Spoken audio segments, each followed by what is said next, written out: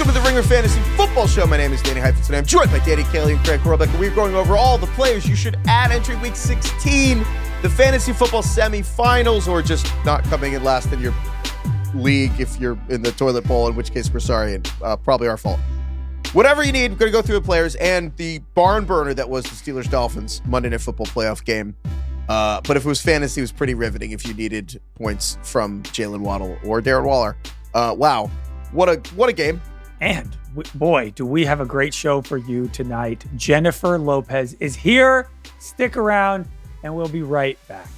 This episode is presented by Chime. Bank smarter this season. Fantasy football is all about strategy.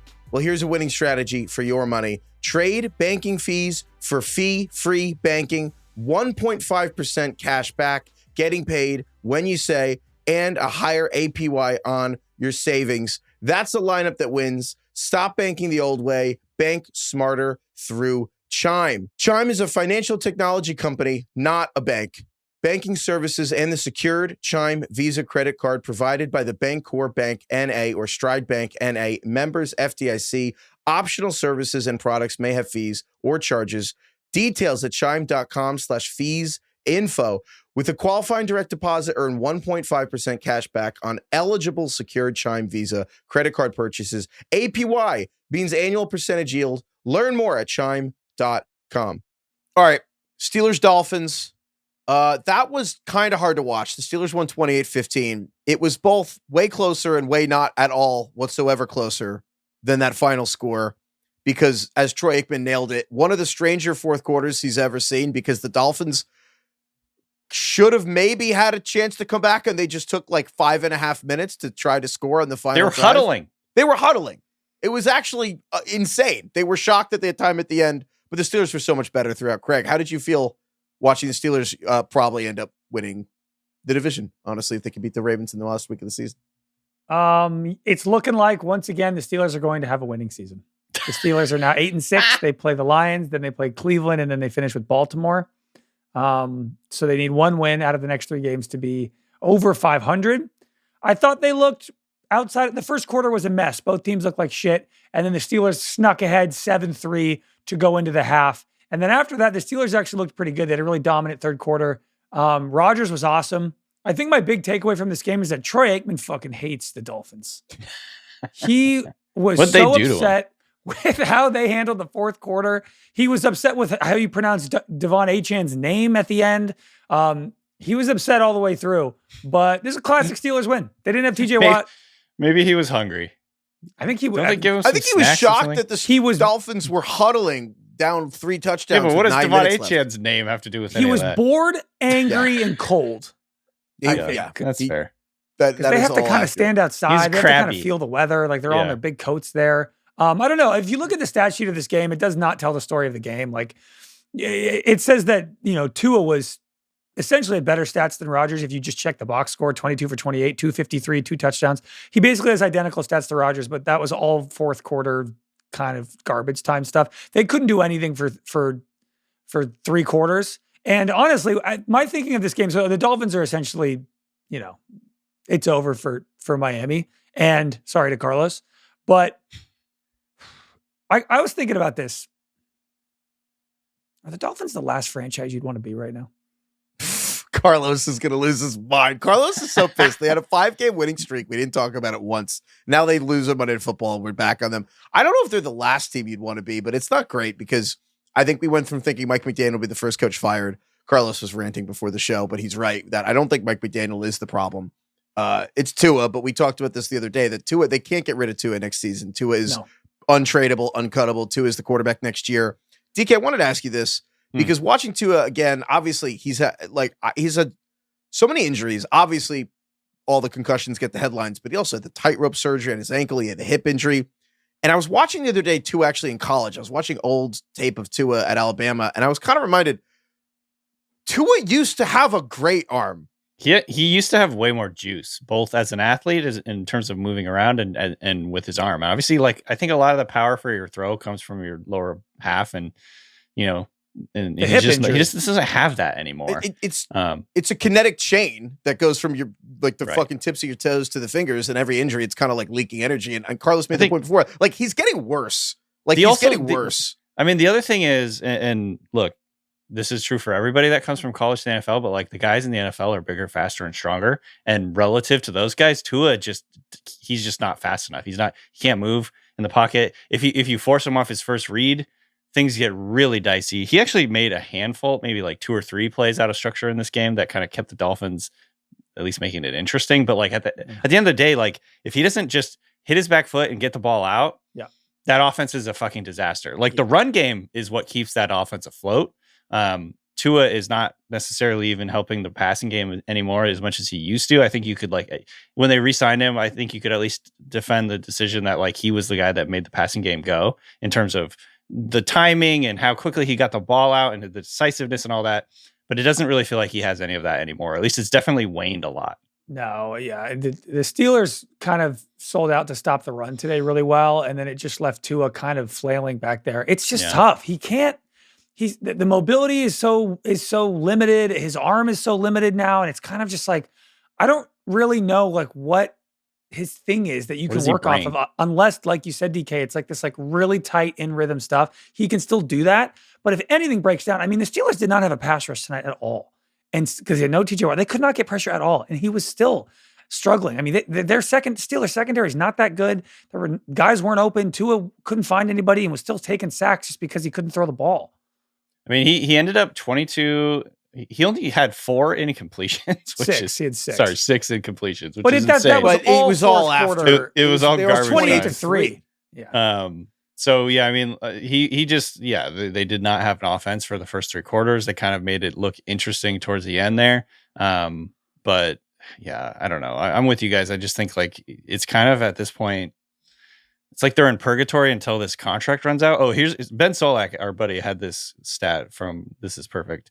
Tua was 6 out of 10 for 65 yards with a pick, 2 sacks on 4 pressures through the first 3 quarters, and then obviously like. He put some numbers up. They literally didn't get a first down from midway through the second quarter until I think in the middle of the fourth quarter. They didn't have a first down. Most of their throws in the first 3 quarters of the game was him like checking down to tight ends and running backs. Like he wasn't until the fourth quarter that he started throwing over the middle of the field. They don't have a downfield passing game, and for an offense that is so much was about juice and all this stuff, I think it's amazing how often, honestly, Devon Achane's the only guy who could really consistently break tackles. Yeah. So, but yeah, I mean, overall, it is about the quarterback, and Tua.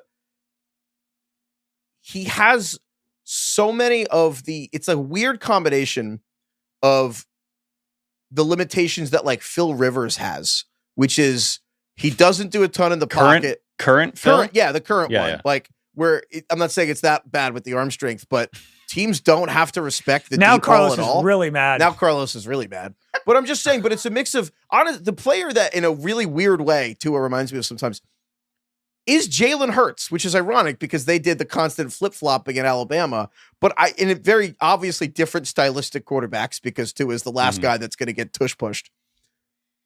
But when you watch the offense sometimes, you're like, man, this whole thing is kind of built around your game and it still looks bad at times when everything isn't perfect.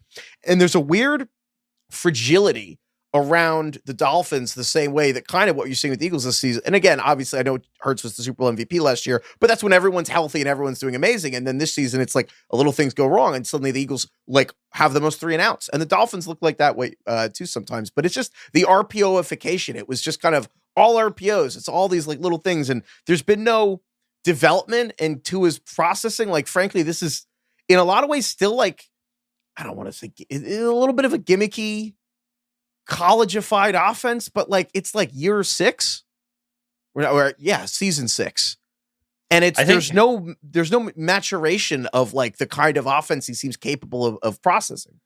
Yeah, the thing I always come back to, and I've said this a few times, but at least in the passing game, because I think they've gotten better as a run team in terms of physicality and kind of mixing it up. They have a couple bigger guys now that are doing some things with Ollie Gordon and Jalen Wright, but they're just too small. Like, this is a really small team. Tua's small. Achane is one of the smaller running backs in the NFL. Waddle is small and not very physical, and he gets hurt all the time, like constantly going to the sideline with something. He did that again tonight. Ended up with like 3 points in fantasy. Their other guy, Malik Washington, is like kind of the number 2 receiver. He's tiny. Tyreek Hill was like their number 1. They lost him. The only guys that they have with any size, they had to bring Darren Waller out of retirement and get him to come back. He's been like injured half the season anyway. And then you have like Greg Dulcich, I guess, who they got from the Giants, who was like flash at times, but then he dropped a big like 2-point literally conversion. cast off players. Yeah, they brought in Nick Westbrook-Akine, who this is played. just, it's a failure and this is Carlos's line. It's like it starts at the GM. Like, it's a failure to put together a good team. It's a failure to put together a roster that can compete in a tough and physical NFL. This is why they're fucking terrible in the cold weather. One of the reasons. Hapless. Anyway. The cold is such a thing. I'm sorry. It's a bunch of small dudes going up against really big fucking physical guys in the cold weather, especially. Like, that's going to show up. To circle back to Craig's question, yeah. they did the right thing, I think, firing Chris Greer, the GM, and keeping Mike McDaniel, when everyone, including us, thought they were going to fire Mike McDaniel. And I think that was clearly the right decision. And I think, yeah, I mean, honestly, I'm at the point where I'm like, if they fired Mike McDaniel, I'm like, fuck it. Maybe the Giants should have Mike McDaniel and like, if Jackson Dart, like let him Jackson Dart. So they probably should keep if the Dolphins fired Mike McDaniels, he'd be the Eagles offensive coordinator next year and the Eagles will win the Super Bowl. Yeah, honestly, probably. So I think that they made the right decision. But the reality is that every position the Dolphins support draft capital into, they haven't fixed the problems. And that usually gets the GM fired, usually quicker than the 20 years that Chris Greer got. But I don't think it's the worst. But yeah, they're a couple years away because Tua is not going. They're going to have to cut Tua in 2027. So it's weird. When you look at the Patriots, you look at the Bills, it's not hard to feel like you're falling behind. At least the Jets are always going to be right there with you.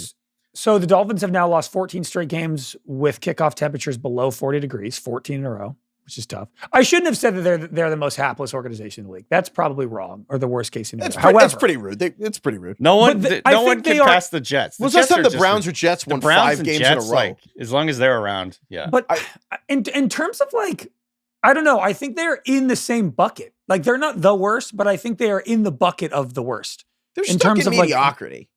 It's like what you have to look forward to. At least if you're like, the Raiders or like the Cleveland or something, you can tell yourself that like next year we could get Fernando Mendoza and like maybe we'll be good.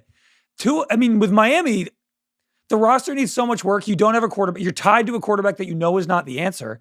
There's a weird way in which like this is the worst place to be in. That's the one thing I'll say. I can already tell. Carlos is going to edit this to make us. He's going to do horrible. I love Tua. I love Tua. He's so amazing. Much. But I'm just saying, if the Dolphins win 2 of their last 3, they will not have won less than 8 games since 2019.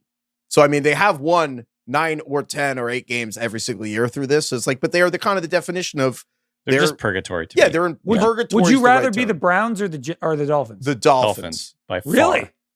The Browns are the worst team in the fucking century, and then they paid $250 million to Deshaun Watson at 3 first-round picks. Traded I can't like 3 imagine. picks for him.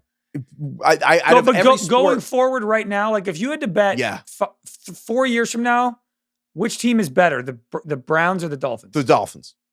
I will literally, you asked me about that same question, but for every team in all 4 sports, including the Athletics, I would take the Browns last. How many teams would you take instead of Miami?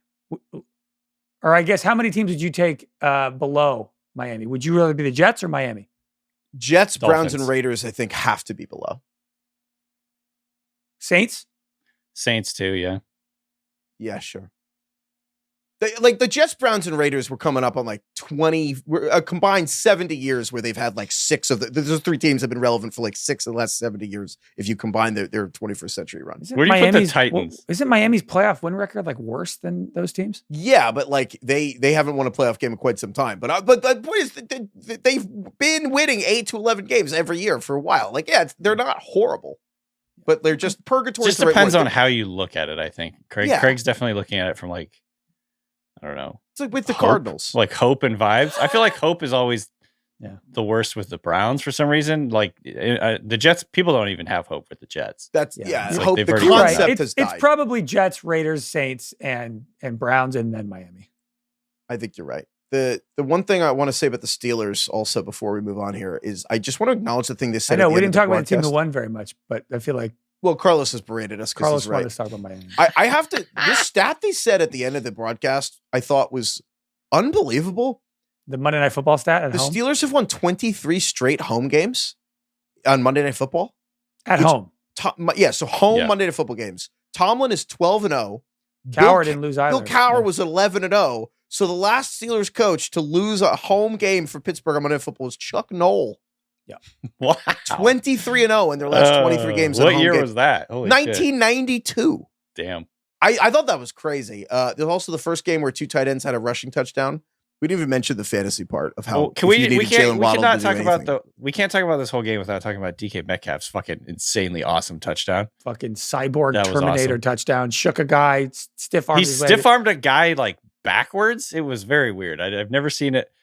I've never seen that style of stiff arm. He like caught at the ball and the guy was like behind him and he just kind of like shoved him down with his backhand. He propelled him forward. He like sucked the energy from the DB behind him to push him into the end zone.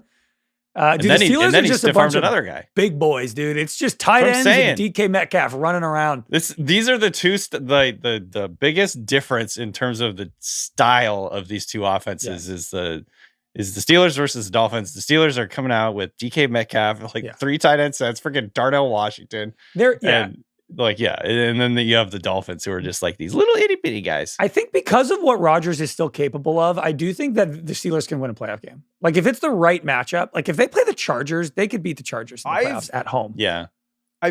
Outside of the Chargers, honestly, are the only team ain't going to make the playoff field. I don't think can win the game. I feel like maybe they have Herbert, but I don't know. I feel like there is the parity this season. I feel more confident that any given team could win a playoff game this year. Whereas there's always two or three where you're like, they have no fucking chance. Yeah. Like, you know what I mean? There's always a couple teams that squeak in. You're like, they're going to get rocked. Oh, I think the Steelers could beat Jacksonville and the Chargers. I mean, the Patriots, even though that game in September wasn't as close as the score seems because they kept fumbling the ball. The Patriots did. Like the nature of the division winners this year, I don't think you have a ton of confidence them in the playoffs. Yeah, because like at the end of the day, Rodgers can still have a game where he looks pretty good, and if the protection is right and like he's kind of in the flow, you kind of know if it's going to be a good Rodgers game or not in the first quarter. And so if it's the right game and they can run the ball a little bit, I think the Steelers could win ugly their way to a win. Well, it's week 18. If they beat the Ravens, they're in probably, and if they lose, they're out. And even if they're out, honestly, I think the Steelers are going to bring Tomlin back. They're going to bring Rodgers back, and they're going to do this again. Isn't it? Don't they? If they win one of the next two, aren't they automatically in? It depends, but I think you probably have to beat Baltimore. Yeah, well, I think if Baltimore loses one more game and the Steelers win one more game, it might be moot, but I could be wrong. But yeah. Steelers Lions next week. Okay. Enough about that. What a game. What a game. It was a game. Another great primetime game. It was another one of the games that happened this NFL season. If you had Darren Waller or Jalen Waddle, you had very different experiences tonight if you had stuff on the line. Yeah, nothing happened until the fourth quarter. Like everybody was just sweating out their fantasy matchups, and basically until the Dolphins garbage time stuff started and Tua actually put together a decent fantasy day because it was rough. Like the first half, he almost had negative points. It was ridiculous. Also, I'm looking it up right now. If you win the Ravens game, it doesn't matter. I know, but what if the Steelers win a game before the Ravens game? Because I'd like that. It doesn't change it a ton. If you lose to like the Lions next week, but beat the Browns, it doesn't change a ton. Like you'd have to. If you go 2-0 into that game, that's one conversation. Okay. But winning 2-0, then it's a wrap. Yeah. No, it depends. Okay. Let's get to all the players you should add entering week 16. All right, let's get to waivers. We're going to go through players position by position. My voice cracked. That's how long we've been doing it. It's week 15, entering week 16. People know how it works. So we're going to go position by position. We're going to tell you who we pick. And if we don't pick the same player, we'll do a trivia tiebreaker. It's not complicated. You'll figure it out. People probably know how it works by now. So without further ado, DK, entering week 16, if you're still either fighting into the semifinals or just trying to avoid last place, who's the number one running back you would add off of waivers entering week 16? I think I'm going to go with Blake Corum for the Rams. I will say the Seahawks. We've been saying Blake Corum for like a month. I'm like doing the Bernie meme. Like I'm once again asking you to add Blake Corum. If you haven't yet, I don't know what to tell you. Should we graduate Blake Corum out of this exercise? Let's do it. Probably because I feel like even though he's 40% in Yahoo, it's because half these leagues are fake, and the real leagues, somebody has Blake Right. Corum. So let's graduate him. I think the next person on this list is going to be Michael Carter for the Cardinals. Are we Bam graduating Knight. Tyler Algier out of this while we're at it for the Yeah, Falcons? It's the same energy. legacy knock him out. handcuffs. Yeah. Yeah, we've been Okay. talking about these guys for like a month and a half. Michael Carter for the Cardinals. Bam Knight injured his ankle. It does not look good for him to come back next week. Carter came in and had 14 carries and another 4 targets. So, and then they get the Falcons next. The Cardinals are great in one sense that they're fun for fantasy. They Jacoby Brissett, they do a lot of plays. They pass the ball a lot. Generally speaking, they're kind of scoring a lot of points. They're not winning any games, which is whatever, but they're good for fantasy. So I'm going to go with Michael Carter for the Cardinals starting this week. It's grim. It's slim pickings down here at the bottom of the barrel, but yeah, it's him or Bill Merritt for me, honestly, on Washington. But yeah, I think I go with Michael Carter. I think Michael Carter for a couple reasons. I have him first over Jacory Croskey-Merritt. I'm kind of done with Washington. Jayden Daniels got shut down for the season, which is probably the right decision, and will not get Dinkwid fired or chased by mobs with pitchforks if Jayden Daniels went back out there. But I mean, Jeremy, so after us talking up Chris Rodriguez, and I talked up Chris Rodriguez is out. He misses last week with a groin injury. And then Jeremy McNichols plays the first 2 drives, and then Jacory Croskey-Merritt plays and gets some run with touchdown. And I'm like, I just want to leave Washington. I want to let Washington go. Yeah. I just want to let them go. They're playing the Eagles next week. And I'm like, you turn on the games at this point of the year, and it's like, you can have a guy in that wintry mix of snow and wind. And the Cardinals, man, are like playing on a different planet. So the fact that all this, I think Michael Carter is just getting 12 carries on a team that's going to be trying to score. I'm going to go with Michael Carter. Yeah, I think that's right. With All that said, that means we are officially we're heading into week 2 of playoff waivers. This is nut crunching time, and that means it's time for the Michael Carter voice crack. Oh yeah, showdown time. They come in 2 threes. voice cracks, so now we just need DK's voice to crack. Exactly. We'll complete the see what I can do. triumvirate. All right, this trivia question here is from Ross. Hold on. Okay. Oh, Well, Arbone. Craig, what's the score for trivia? oh yeah. Oh, right. I know I'm not winning. You're damn right you're not. The trivia is Heifetz and I are tied with 16. DK's at 9. Ooh. Wow. Dude. Still some time. You're all right. DK's like the Bengals in the AFC North. They haven't been technically really eliminated took a until dive. now. Not mathematically. Dude, at one point, I think I was winning. I just like haven't won in like 2 months now. Oh, well. Yeah, that's kind of what I said. It's like the Kyler Murray of trivia. Well, the Cardinals aren't doing so hot with Jacoby Brissett either. Well, Okay, yeah, so this is from Ross. Arbone. Ross. Is We were breakfast- on break. His They were. Great but reference, Greg. Breakfast the was a best cup of references. Irish breakfast tea with a splash of milk and an everything bagel with cream cheese. Sounds A lovely. lot of bagels. Dude, people. A lot of bagels in our demo. That is my number one takeaway is way more people eat bagels than I thought. People love bagels, man. So Ross's question is, since Gordon Lightfoot was so involved in Craig's Spotify Wrapped, The number 1 song. it got Sundown. Ross thinking about the wreck of the Edmund Fitzgerald. Sure, as one is wont to do. Ross writes, Edmund Fitzgerald, easily a top 5 song about the sinking of an iron ore freighter in the Great Lakes. Mm-hmm. So Mhm. Ross's question is, how long was the SS Edmund Fitzgerald Christ. in feet? Okay. I've written my answer down ahead of time. Mm-hmm. Yeah, I bet you have. All right. I don't know. How big was this ship? I don't know. How big's the 3. boat? Are we All going right, to do 3. a countdown? 3, 2, 1. 300 450. feet.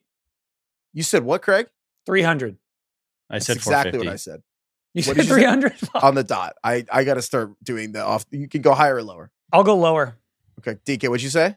450. Thank God Craig said higher. Yeah, it's it's a 729. Yeah, it's a big ship. It's a big ship. It's a big boat. Big ass boat. It's like a bonita fish. What's It's this the guy's Edmund deal? Fitzgerald big? All right, DK, good for you. Look at double Hell yeah. digits. I'm back, You baby. got a stew going. So I'll God, take Michael Carter then.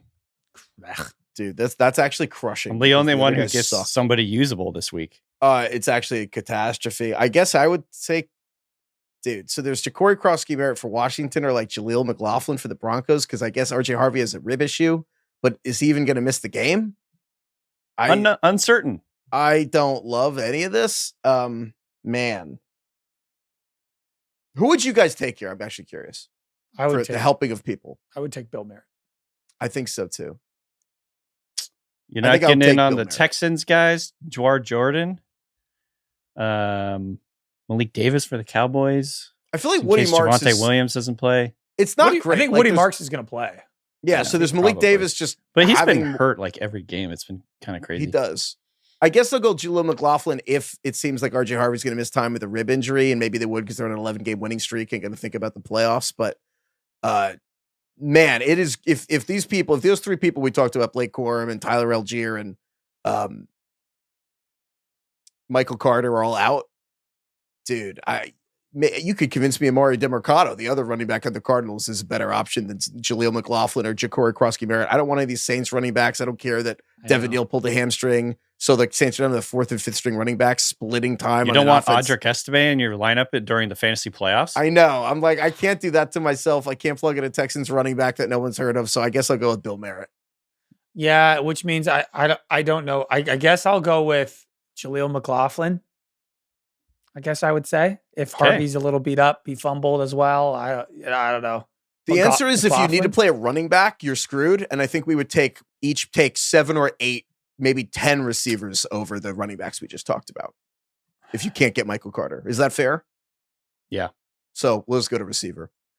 Yeah. DK, who is your number one receiver you would add? I think this is a way larger problem and way more realistic because can I switch mine? Can I take Brian Robinson? Yeah, sure. That's probably smart. Sure.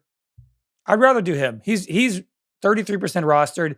He gets like 8-9 carries a game. That's probably better than anything you'll get from the Evan Hull crew we were just discussing. So if you can get 9 Brian Robinson carries against the Colts indoors in week 16, maybe, you get lucky. Sure. McCaffrey, he hurts his ankle. McCaffrey had a back injury this Yes, right. McCaffrey had a back. I would do Brian Robinson. Freaking back will hurt. Nobody has him. I would get him. Having said that, I want to go to receivers because I think this is the real problem people have this week, which is, just to go down the line. Devontae Adams pulled his hamstring. Christian Watson has an injury. We don't know what the deal is exactly, but it sounds like he probably won't be playing this week for the Packers. So I think there's a lot of players, frankly, that are good that like playoff teams left actually do need to replace. So with that said, Dickie, who's the number one receiver you would add off waivers?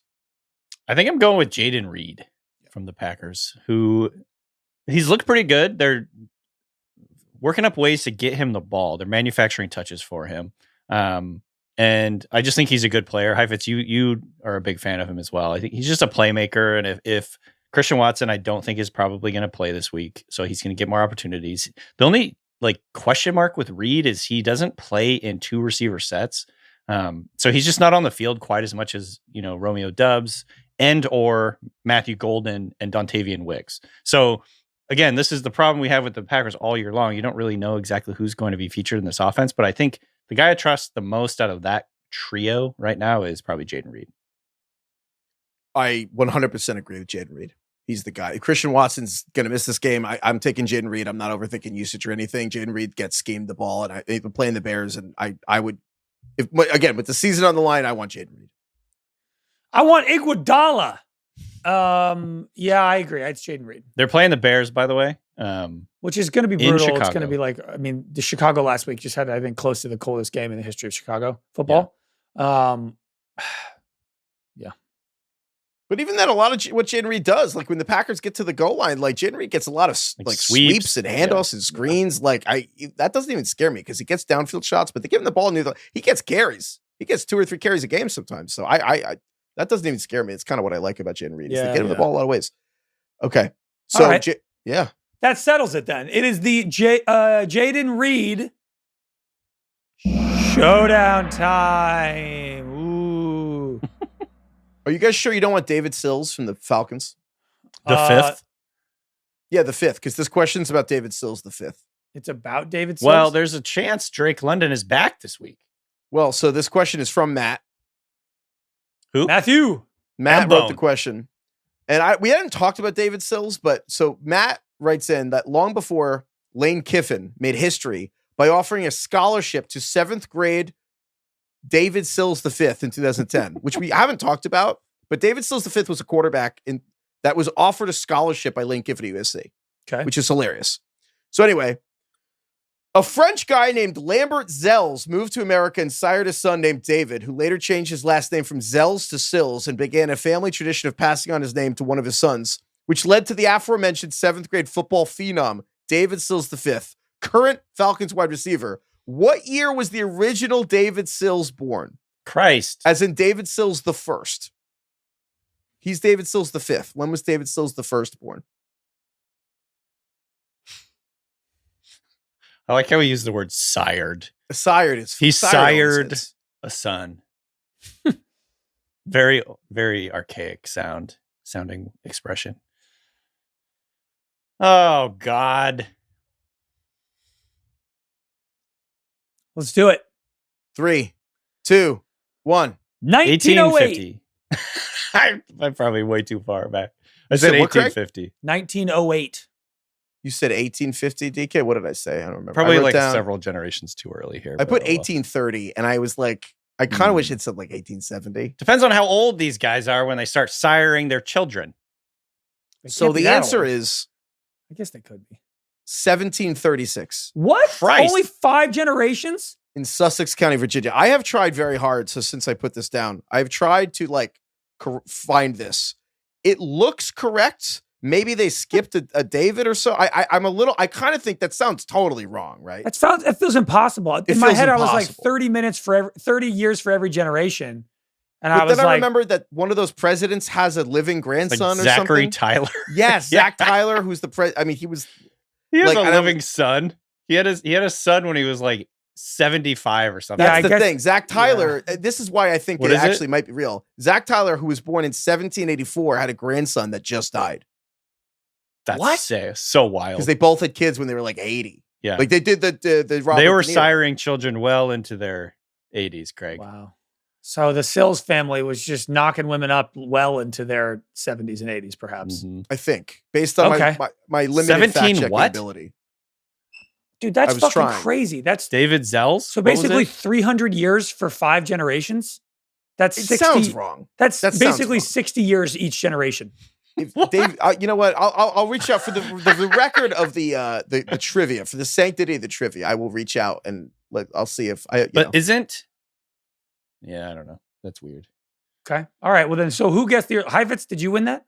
Yeah. Unfortunately, I feel dirty. I'll correct the record on trivia. I'll see if we can get the real answer here. I tried for 20 minutes and like that seems like it's the right family tree, but it also just feels impossible. There's no way it doesn't matter right. that much. You can take it. All right. Well, I'll take Jayden Reed. I do love Jayden Reed, but there's good options. So DK, who would you take? Oh man. Second. All right. So after Jayden Reed, there's a couple of options. If you really want to get spicy and live dangerously, AD Mitchell for the Jets has actually been getting a pretty strong target rate the last 3 weeks. He is just the least reliable guy I can imagine, though. So I'm probably going to go with Jalen Coker for the Panthers. Also not super reliable in that passing game, but he's a good player. He's had 10 targets total in the last 2 weeks. They play the Bucs this week. Craig said, I think yesterday, that like we always want to go to those NFC South games. Mm-hmm. So F it. I'll go with Jalen Coker. Cokeheads. That would have been my pick. I would have taken him second too. Yeah. Are we considering Luther Burden to be eligible or no? I think so. We've been mentioning him for like 8 weeks. He's hurt. I got to tell you, I don't love Luther Burden with an ankle injury. We don't know a ton about it right now. It's Monday night, but I don't love Luther Burden with an ankle. Yeah, that's fair. I mean, there's part of me that's like, I guess Cooper Kupp is playing the Rams. Jayden Higgins on Houston is playing the Raiders. He only had 1 target last week in the blowout. There's almost something about the Raiders are so bad that it's almost like the team is only going to get like 2 useful quarters. Like AJ Brown last week, I was like, they're probably only going to get like 2.5 quarters where they need AJ Brown, and he only had 2 catches. Luckily, 1 was a touchdown. You need a but back it's like, and forth game. Yes. Yeah. So it's almost like sometimes the team can be so bad that you don't even want them. Honestly, Matthew Golden has crossed my mind now that Christian Watson was out. Golden played a lot more when Watson went down, made a big catch. You know, we talk about the rookie late wide receivers, you know, catching on late in the season. If Watson's out, obviously Tucker Kraft is out. It's like Jayden Reed is playing in 3 wide receiver sets. Like maybe it is Golden and Romeo Doubs. The Can I throw a name out that I would take if I were you? Cooper Kupp? I would take Cooper Kupp for the Seahawks. And this is not supported by math Like if you look at underlying whatever, blah, blah, blah, it's not going to necessarily suggest Cooper Kupp. But I would take Cooper Kupp for very simple reasons. The Seahawks are playing the Rams this week. And the last time the Seahawks played the Rams, they did try to, frankly, force the ball to Cooper Kupp. Cooper Kupp had 7 targets when they played the Rams. He only had 23 yards. Sorry, I'm losing my voice. I'm like fantasy gods are trying to prevent me from telling people this, so maybe you should take this advice. But the way I looked at it was, it's kind of simple. They did try to force the ball to Cooper Kupp because he played the Rams, and teams do want to give guys their shot at revenge. And then Sam Darnold threw 4 interceptions in that game. But I kind of do think if the Seahawks actually had gotten to the goddamn goal line on any of those drives instead of Darnold forcing interceptions, I do think Cooper Kupp was going to get the ball around the goal line. You don't know if he's going to catch the touchdown or not. Sometimes Justin Jefferson on Monday Night Football gets the ball in his hands and he drops it. But if I'm looking like season on the line, I would rather have Cooper Kupp in a revenge game where they actually kind of did want to get him the ball. It's a little scary because Sam Darnold's been so bad against the other 2 Rams games this year. Like Sam Darnold's like 9 combined points in 2 between the playoffs and that game. But if I'm talking about him or like a Luther Burden crazy special athlete with an ankle injury, or like Jayden Higgins on Houston, my beloved David Sills at Atlanta, Darius Slayton, I'm like, I'm going to put Cooper Kupp in my lineup before I put those other guys in my lineup. But also I get if you don't want to do that. Yeah, it's like Kupp. I hear you. I think that was an impassioned Kupp pitch. I appreciated it. I thought it was very persuasive. I think I would decline. I'm going to go with Jayden Higgins, even though he had a slow week. Like before that, he's basically a guarantee for like 40 to 60 yards every game. He's a red zone target. They're playing the Raiders. He is like their 2 tight end set guy. Like he's always on the field with 2, and it's like they're going to be beating the Raiders. I think he'll be on the field a lot. I think I would feel a little bit better with Higgins. How do we feel about Luther Burden if he practices limited, but then plays and Odunse's out? Because I'm not going to lie, I don't love Luther Burden. If he's a full practice all week, I'd play. I would pick him. But if he's limited, it's a little tough because the plays that Luther Burden will succeed on, they need to install him. They need to practice the plays with him, probably on Thursday. Like he needs to be at the Thursday practice, practicing the plays if he's going to get the ball around the goal line. Yeah. I don't love the idea of, so I would keep an eye on his actual participation in practice. The other nice thing about Jayden Higgins is he's also really tall, like Nico Collins. So maybe sometimes Stroud will confuse him for Nico Collins. That's good. That's smart. Okay. Tight ends, DK. I think we can all agree if Kyle Pitts is available, if some idiot has dropped Kyle Pitts, I can't imagine who would ever do that out of rage. Kyle Pitts is the number 1 guy if he's available. Brenton Strange for the Jaguars, if he's available, we would take him over everyone else, right? Is that fair, DK? Yeah, he's like over 60%, right? He's probably ineligible, but yeah. So assuming Kyle Pitts and Brenton Strange are not available, DK, who's your number 1 tight end you would add on waivers? I think I'm going to go with Colby Parkinson for the Rams. We haven't even mentioned this guy basically all year. I think I maybe mentioned him one time. How many times can he score a touchdown a week until he's I like know, the Nick Westbrook-Ikhine? Yeah. He is. Are we going to see this actually again? Because he's scored 6 touchdowns in the last 6 games. And he has, for what it's worth, 7, 5, 5, 4, 2, and 5 targets over his last 6 games. So like he's getting a good amount of targets, but he's really surviving basically on scoring touchdowns, which obviously makes you a little bit nervous. But at the end of the day, I mean, he's the tight end 4 in the last 6 weeks. And you want a piece of the Rams offense. They are playing the Seahawks this week. So that's a little bit scary. But if Devontae Adams doesn't play, I think it's a boost for Colby Parkinson. The Seahawks have actually allowed the 3rd most, I think, fantasy points to tight ends this season. That's why I started Tyler Warren's bum ass. And man. Stafford. Go 8 years younger than Rivers. Parkinson. This is kind of a revenge game for Parkinson as well. He was on the Seahawks last year or the year before. Oh, wow. So yeah. That's how you know that's the right answer. Is like you think it's a Cooper Kupp revenge. It's actually the Colby Parkinson revenge game. Meanwhile, Terrence Ferguson or the rookie tight end is just going to end up scoring as soon as we recommend it. Last year, a real thing happened. Nick Westbrook-Ikhine had 7 Parkinson consecutive was 2 weeks. years ago. Sorry. Yeah, he had 7 consecutive weeks with a touchdown last year with Ikhine, and we did not recommend him for a touchdown once. And then if we were like, we can't fall for this. God. The 8th week in a row, we were like, fuck it, you should play him. Then he didn't score. And we were like, we knew it. And then the next week he went back to scoring. That's how I feel about Colby Parkinson. It literally, whether we recommend him or not, we'll decide what he does. I can't tell what I want to do. I don't know who I would want. I'm taking Darren Waller from the Dolphins. I have the right to reserve to go back in time to the beginning of the show if something happens, but I want Darren Waller because they're playing the Bengals. And I have a stat for you. I've said before on this show that the Bengals have allowed the most targets, yards, catches, and touchdowns, and obviously fantasy points to other teams. I haven't explained how big the gap is. The gap between how many fantasy points the Bengals have allowed to tight ends and the number 2 team has allowed to tight ends is larger than the gap between the Bengals at number 2 and the 29th team in allowing points to tight ends. Like the gap is basically larger than the almost the entire spectrum of the other 31 teams in the NFL. So the extent to which the Bengals are allowing tight ends, I know Darren Waller doesn't play that much. I know it's limited. I know the Steelers are also not awesome against tight ends. I'm just saying I would play Darren Waller against the Bengals, even if he's playing like 45% of the fucking plays. All right. And I think I would take Colston Loveland. I like that. Also, so fair if Rome Odunze is out to take Colston Loveland. If I have Rome Odunze, so acceptable. they might shut Rome Odunze down until the playoffs. And if Burden's got the ankle, Loveland's been pretty solid for like the last month plus. I think I would probably just do him. I trust him the most. 5+ targets in 4 straight games. I saw a report just now that Rome Odunze is week to week, which usually means a couple weeks at least.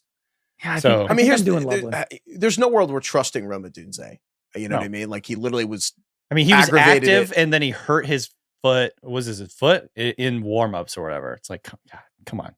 Also, it's a foot injury. As a wise man, Danny Kelly has said, receivers with foot injuries, I'm out. I have said that hundreds of times. Sounds like the Bears are saying that too. All right, so then this is the rare. None of us can we gut check each other? Time. Can we gut check each other right now? Season on the line. All 3 of these guys are available, or you have one and you got to cut them, which is somehow a different thing mentally in your head.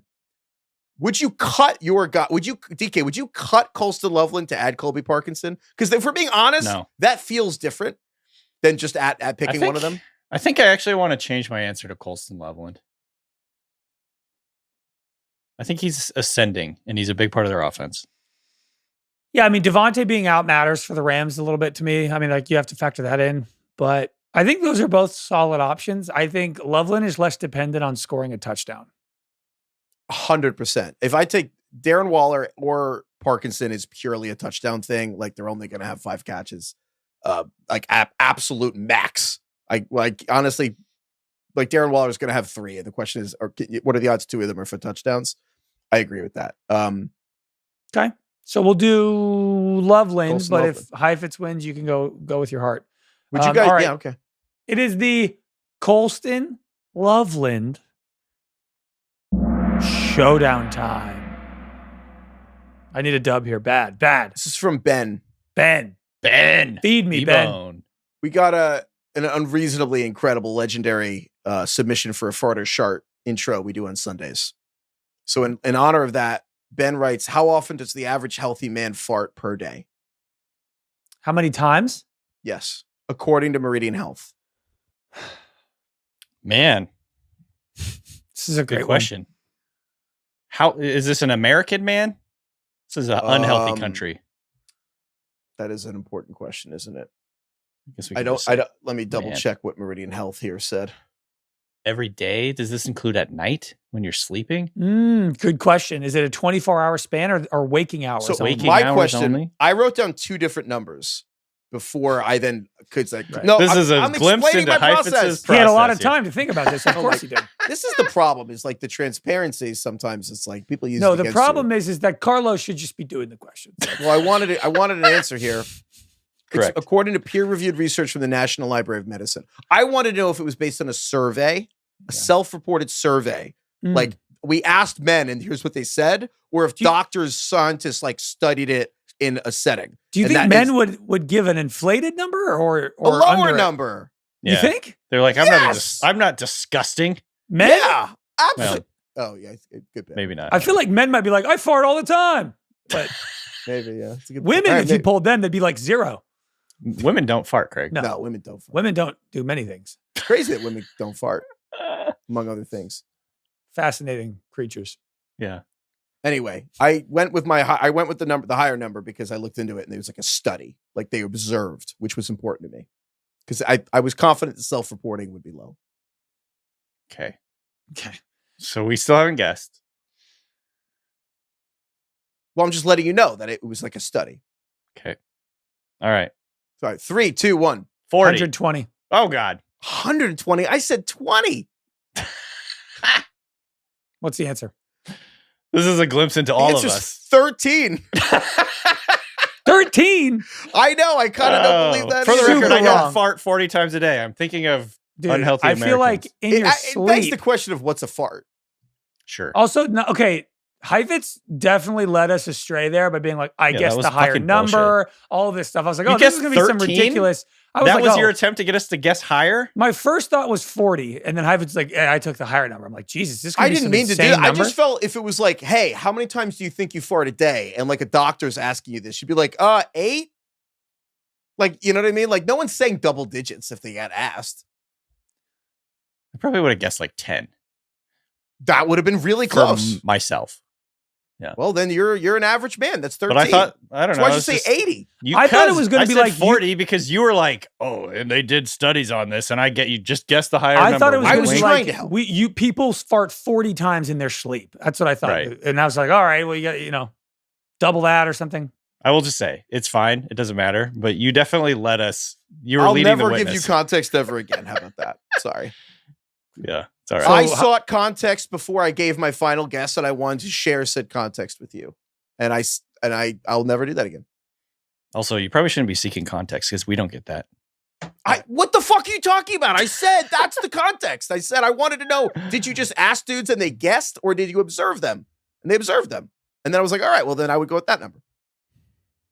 Okay. So you wrote down a number and then you searched for context and then you wrote down another number? Guesses based on if this is just guys saying, I was like single digits. No one's going to admit to strangers that they fart more than 10 times a day.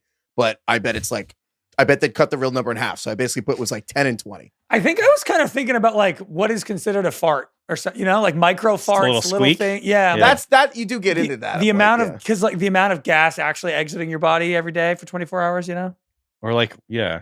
Have you ever seen those videos of like what a fart looks like how large the cloud is actually? Oh, God. And how far it permeates? Like there was like, there's some like animated video of like a guy on an airplane farting and like you can see where the cloud spreads on an airplane, dude. It is insane. Same with like a sneeze. These things really travel. Yeah. That's Humans are disgusting, fucking vile creatures. Anyway, yeah. So that's kind of 120s. Come on, don't put that on me. So I guess I win. I thought it was going to be like, like 80 to 100. And I was like, all right, I'm going to take the high end here. I respect it, Craig. I know. Heifetz loves to shame people for their guesses. What? I don't know why you guys feel shame. These are impossible answers. No. Usually like when somebody's way off, under your breath before we move on, you go, yeah, but 400. I mean, Jesus Christ. And then that's true. I did that. Yeah, that's true. That's fair. That's a lot. Yeah, I know. We don't do that when you get stuff way wrong, but it's okay. You guys don't make fun of me when I get something wrong.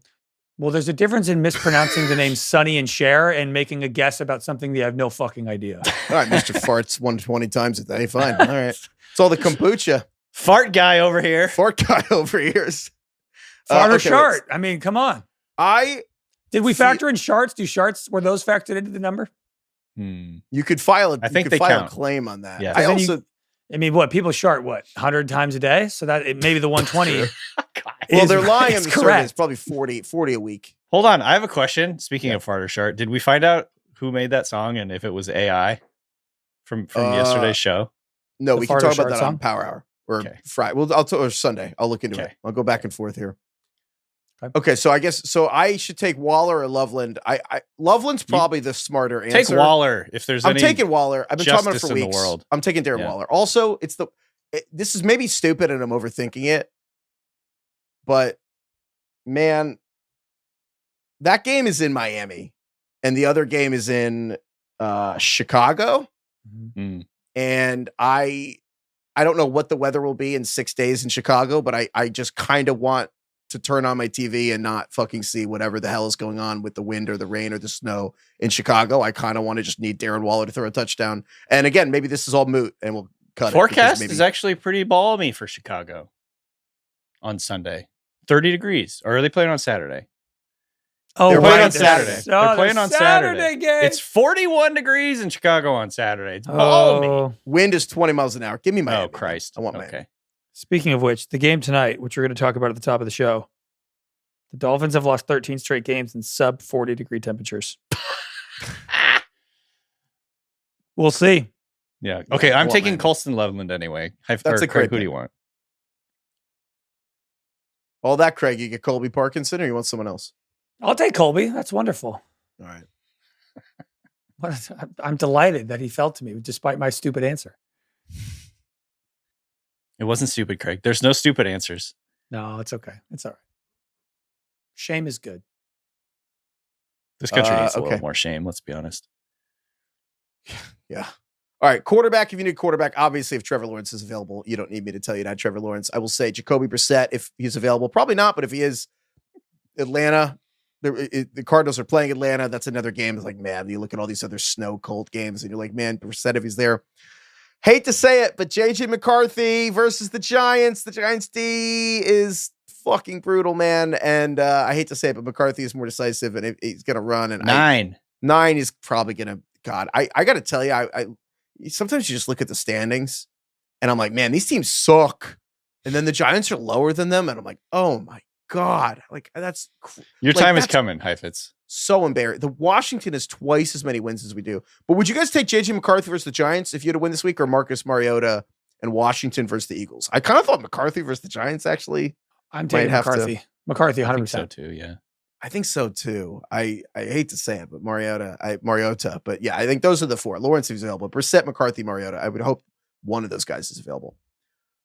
Defenses, a lot of strange bedfellows this week. But if you need I think the Niners versus Phil Rivers. Maybe this is a bad pick. I wanted to run it by you because Rivers is not going to take sacks other than when he just trips and falls because he's going to get rid of the ball so fast. But part of me thinks there's tape on him now. They're going to I don't think they're going to be able to adjust the There's tape on him. There's tape on him. You know, they're like, oh, no, we thought he'd be able to throw 20 yards. It's like 16, you know?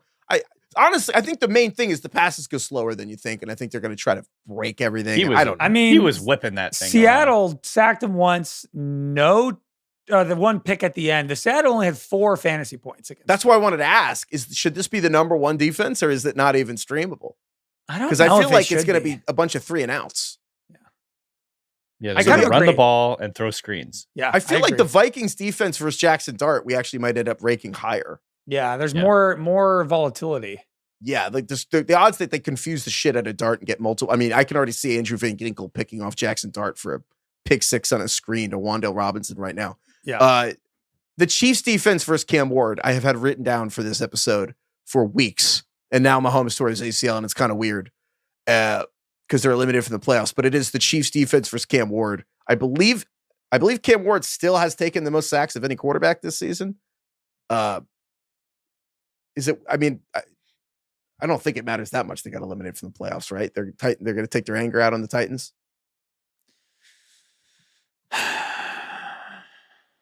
Yeah, I don't know. There's something about like the dejected team. I know it feels weird.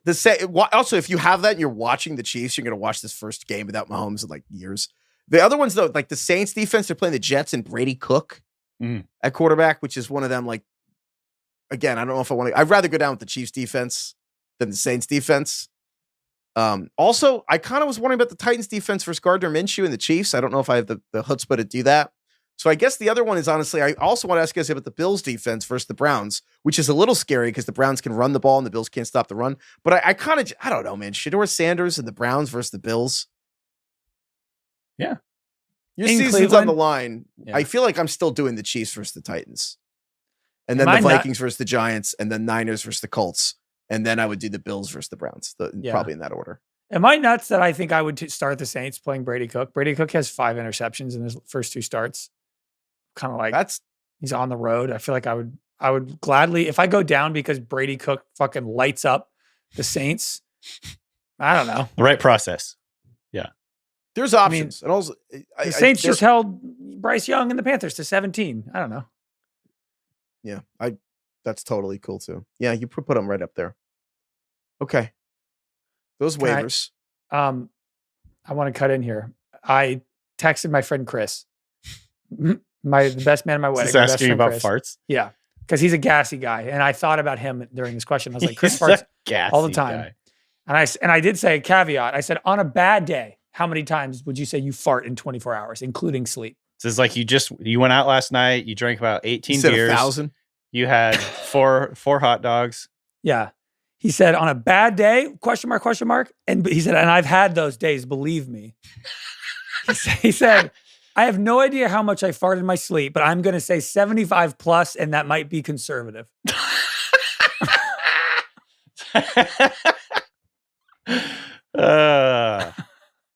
The more I think about it, the more I think Craig actually got. I mean, 120 is too high, but it's probably like 50 to 70 or something. Yeah. People fart a lot, man. Okay, so 50 to 70 farts in 24 hours. Mm-hmm. That's doable. It's rookie numbers. Also, like, do you fart more in your sleep than when you're awake? I would imagine yes. I don't know. Did I read it said average healthy man. Did I read that part? 70 farts over 24 hours is only three an hour. Depends on what you eat. It says, yes, you likely fart more in your sleep. Because your anal sphincter muscles relax. This is a new low for us. No, it's not. Dude, last year we read the emails from anonymous people who eat their boogers to try to understand. True. That was worse. That was crazy. Nauseous. We had like dozens of emails from people. That was actually like vulnerable. People actually were like, I've never told anyone this, and we like redacted everyone's names. But then other people were like, hey, I like your show, but my wife like threw up in the car. I was like actually nauseous during that. Yeah, that's probably the most vulnerable people have ever been, right? I mean, we talked about the stand-in white people. No, this is another who level. are also aliens. Yeah. The booger eating is another level. Booger eating is adults. Yeah. Is there any other gross thing we could ask people if they do? Yes. I mean, but like I'll make a list. It's a third rail. We should probably stay Craig away asked from. what are the kids fucking on? Yeah. And What's by kids we mean grown people. Yeah, consenting adults who are younger, but legal. Is that like what drugs are they fucking on? Is that what? No, we were literally talking about places. Where do kids go to like? Where are they fucking? Equivalent? Well, I thought there was something about like having sex on like a bed covered with something. Or well, no, it was talking about like the whole thing of the third place. It's like you want to go somewhere it's not work or home. And like, I feel like in the 60s or 70s or 80s, you watch movies and there's like places people go. And we're like, where the fuck do people go to? The drive-in movie theater. Yeah. It's like, where do you go to hook up now? It's like. On the bench seats. There's no public places. Where the fuck do you go to? Park like a crazy person? It's a good question. That I want to know. Well, that's what his question was. Yeah. We got to go to abandoned carnival and get fucking arrested? Like, what the fuck are you going to do? Abandoned carnival? That sounds terrifying. That was one of the emails we got. A guy was like in the 70s. Get fucking stabbed at one of those. Well, that was one of the answers. Not in a good way. It sounds like a Stranger Things plot. Seriously. It does. Yeah, those people get murdered. Okay. You can get tetanus. Emails. I have one email I wanted to read to you guys. Okay. That was a trivia question that I decided, with love to this person, if I read you guys this, I was going to get like you guys were going to kill me because it's one of them like science ones that's impossible to answer. Mm-hmm. But great. And I'll let you guys do the thing if you want, but I mostly read the answer and I was so blown away by the actual answer that I was like, we should just talk about this. Okay. So I assume you don't want to do the whole guessing thing. Actually, no, I kind of want to make it. Might as well. So anyway, it's shout out to Kolya. Or no, sorry, it's Kolya. With a K? With a yes. And they K-bone. included the K-bone. Kolya. So breakfast, sausage, egg, and cheese on an everything bagel. Man. Eggs over medium. That's my preferred bacon, egg, and cheese order is the eggs over medium. Little run. Yeah, little run. Add hot sauce, large coffee and a Coke, Long Island bagel is what Kolya said. Coffee and a Coke? All right. That is a lot of getting caffeine. Started. Yeah. So there's a long explanation here, but I guess there's obviously the Large Hadron Collider in, I forget, Sweden, Switzerland? Forget where they shoot the particles at each other and try to recreate the Big Bang or whatever, and maybe we'll create a small black hole. Anyway, apparently there's a gold version of one we've been doing in Long Island for like 25 years, where it's like 3.5 kilometers long or something, and they've been shooting gold particles at each other for like 25 years. They accomplished the highest ever temperature recorded in a lab setting in 2004, and they couldn't calculate the fucking number until 2010. It took them 6 years to calculate the goddamn number of how hot this fucking collision was. Wow. Which was like, you caught my attention. The answer was 4 trillion degrees. I kind of wanted to talk to you guys about that, about 4 trillion degrees being accomplished, and even on a time like that just feels, with love to these people who put 6 years into this, they're wrong, right? Well, no one can check your math on that. No, I'm not going to. What am I going to tell you that you're not correct? We plug that into ChatGPT. We'll have that solved in a couple seconds. Yeah. I don't know. I just kind of wanted to talk to you guys about the idea that even for like a millisecond, there was something that was 4 trillion degrees. I just don't have any concept of like what that means. No, you know, you can't. That's impossible. How hot is the sun? I already someone forget. said 27 million. 27 million, and this is 4 trillion. That's what they said. and they did that on Earth Took without 6 killing years. everyone. Crazy they got it that wrong after 6 years. 250,000 times hotter than the center of the sun. Whenever I hear about these kind of things, I always think, did you guys ever watch the show Chernobyl? Yeah.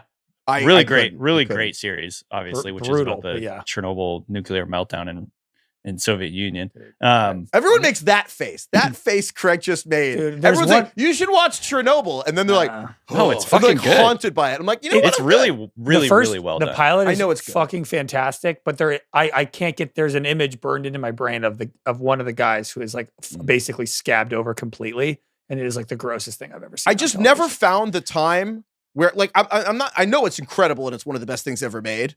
I just never found the time where I'm like, you know what, I'm going to sit down and watch with my time.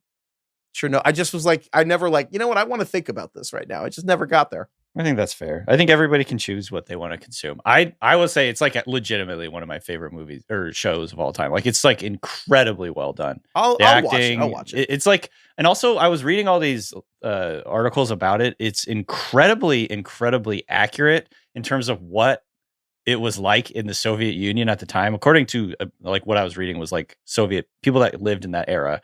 They were like, oh my God, like the sets are incredibly accurate. Everything they're talking about is incredibly accurate. Just the finite details of the show is like a really well done period piece. But it's also just an insane thing that happened on the Earth. Like it's literally never happened on Earth before that. And it was like they were trying to figure out how to fucking fix it. There is still, you still can't get near it. There's still radiation coming from it. The's all these learned most crazy of my thoughts from Chernobyl. animal bounce back in the exclusion zone and all this stuff. It's crazy. Honestly, a seminal rite of passage for people Craig and I's age. I don't think Craig played Call of Duty 4, but there was a mission in Call of Duty 4 where you had to like wear a ghillie suit and go through Chernobyl and avoid all the radioactive things and like assassinate some guy in Chernobyl. It was, where I learned like 80% of that story. Yeah. Anyway, it's a crazy story. So I think about that when I think of the Large Hadron Collider, and hopefully these people don't fuck it up. I think yeah. It's funny. It's like the Oppenheimer thing. It's like the small chance, a non-zero chance we ignite the atmosphere and destroy everything. It's just funny how many things happen because you're afraid to speak up to your boss. I mean, the whole right. Yeah. Like that's the entire season of the rehearsal. This most recent season, it was about a plane crash. This is basically like the number 2 pilot is afraid to speak up to the number 1 to the captain. Right. Yeah. Cool. That makes me feel great. Yeah. It's like how everyone hates that we do the fart or shart with the fart noises, and Craig's just too afraid to tell us. Yeah, it's true. It's true. I hope Chris isn't upset. I know. I was going to ask, did you give him? Did you tell him you were going to read that on a show? A heads up that you were on the show? No, I didn't. I hope he's all right. What's his last name again? What's his address? We're gonna get his name is Chris Heifetz. We're gonna get emails from doctors being like, "Your friend Chris needs to go to the emergency." We can bleep his name out. He eats a lot of fiber, a lot of protein. Just just bleep his name out with like a fart noise. I actually think that's what I realized. Actually, we should do that. The fact that there's these studies means that they actually had to come up with a scientific definition of what is and is not a fart. Right. And we should find that. It's the OG fart or shart. The OG fart or shart. They actually had to like study that and measure it. Yeah. They have Latin names for it. So a fart and a shart. All right. Anything else you guys want to get out of here? Sphincter eruptus. I just looked up Latin. Fart in Latin is crepitu. Good to know. Crepitu? Yeah. With C-R-A-P? C-R-E-P. There's crap NP in there? C-R-E-P-I-T-U. Okay. So do with that what you will. Well, thank you, DK. Thank you, Craig. Thank you to Latin. Wait. Oh. That was Gemini, but now there's another thing saying learn the Latin flatus. Oh yeah, flatulence. Yeah. That the root derivative of flatulence. Right. From the Latin flatus. Quite a flatulent man. Oh, interesting. In classical Latin, flatus refers to the expulsion of wind without sound, while crepitu refers to the expulsion of wind with noise. So they had different words. Wow. For So that farts. is literally fart or shart, pretty much. Is Well, what that is. It's flatus or crepitus. It's fart versus SBD. Right. I guess that means silent but deadly. No, that one. knows. Thanks.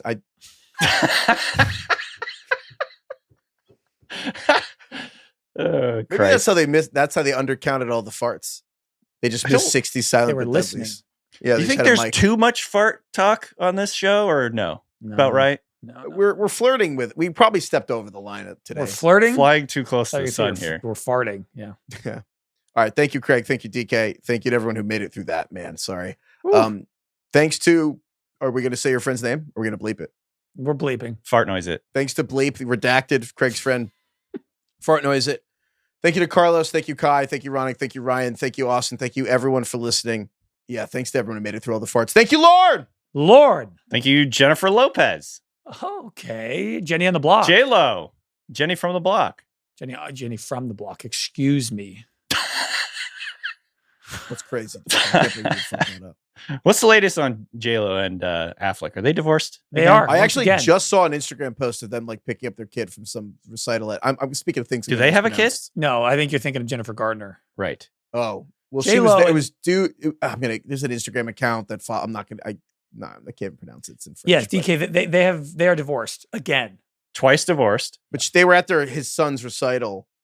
But wait, so why was she there? She doesn't have the kid.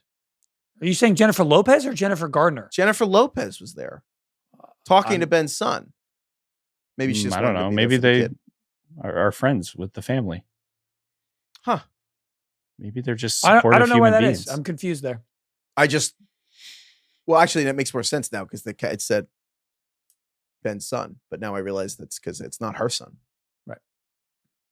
I just love all the memes of Ben Affleck. Ben. It's like the greatest thing. Smoking the cigarette with the dragon on his Just back. him like staring at the ocean. So many good ones. I like the ones where it's him Smoking a coming cigarette. Out. I like the ones where Duncan. it's him come out in the morning to pick up the DoorDash Duncan. That was someone who worked here. Someone's Slack avatar was that, which was so good. It's just so relatable. Yeah. There's one video of It's just also so brutal. It's like these are people's lives. Like the I fact know. that this is always caught on camera is horrible. But there's one. But anyway, there's one But video it's great. Having said that, of J-Lo getting into the car and I know, and they're he goes clearly having an around. argument. He kind of like shuts the door on him Slams just a the little door. too hard, and then kind of walks around to get into his side of the car. He just slams it just a little too hard. We've all been there, you know. Yeah. He took I think Craig, you pointed this out. He like took his time walking around the car. Yeah. It's like I'm going to take my time. Brief moment of peace. Anyway, I'm hopefully they're happier now. Yeah, hopefully. I don't know. Heifetz, come on, give me a good segue. What do we got? no, yeah, I'm not going to say. Yeah, goodbye, everyone.